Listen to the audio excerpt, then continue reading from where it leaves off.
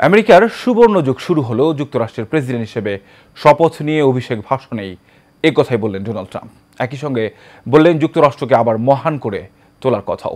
সোমবার ওয়াশিংটন ডিসির ক্যাপিটাল ভবনে যুক্তরাষ্ট্রের ৪৭তম প্রেসিডেন্ট হিসেবে শপথ নেন ডোনাল্ড ট্রাম্প। তাকে শপথ পাঠ করান যুক্তরাষ্ট্রের প্রধান বিচারপতি জন রবার্টস। এ সময় বিদায়ী প্রেসিডেন্ট জো বাইডেন, তার স্ত্রী জিল বাইডেন সহ গণ্যমান্য ব্যক্তিরা উপস্থিত ছিলেন। সবার উপস্থিতিতে ধর্মীয় গ্রন্থ বাইবেলের উপর হাত রেখে শপথ পাঠ করেন ৭৮ বছর বয়সী ট্রাম্প। তিনি হলেন যুক্তরাষ্ট্রের ইতিহাসের সবচেয়ে বেশি বয়সে ক্ষমতায় বসা প্রেসিডেন্ট।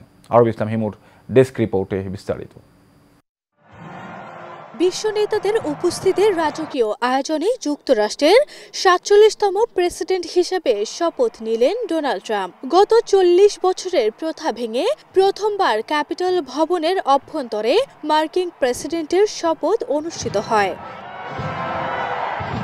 বিশ্ব নেতাদের উপস্থিতিতে দ্বিতীয়বারের মতো শপথ নিলেন ডোনাল্ড ট্রাম্প। এ সময় যুক্তরাষ্ট্রের সাবেক প্রেসিডেন্ট সহ উপস্থিত ছিলেন এলন মাস্ক এবং মার্ক জাকারবার্গ সহ নামিদামি তারকা ও মার্কিন নীতি নির্ধারকরা।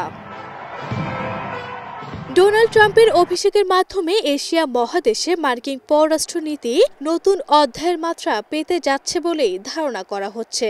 বিশেষ করে চীন ও আঞ্চলিক মিত্রদের বিষয়ে এই নীতি নতুন দিক নির্দেশনা পেতে যাচ্ছে, আর এর মূল কেন্দ্রবিন্দু হতে যাচ্ছে মার্কিন স্বার্থ ও শক্তিমত্তা। প্রেসিডেন্ট হিসেবে ডোনাল্ড ট্রাম্পের ফিরে আসা ইন্দো প্রশান্ত মহাসাগরীয় অঞ্চলে যুক্তরাষ্ট্রের সংশ্লিষ্টতায় নতুন যুগের সূচনা করবে এবং দেশটির কৌশলগত অগ্রাধিকারকে নতুন করে বিশ্লেষণ করবে। এই ধারাটি কেন্দ্রীভূত হবে চীনের ক্রমবর্ধমান প্রভাবকে মোকাবেলা করার বিষয়কে সামনে রেখে।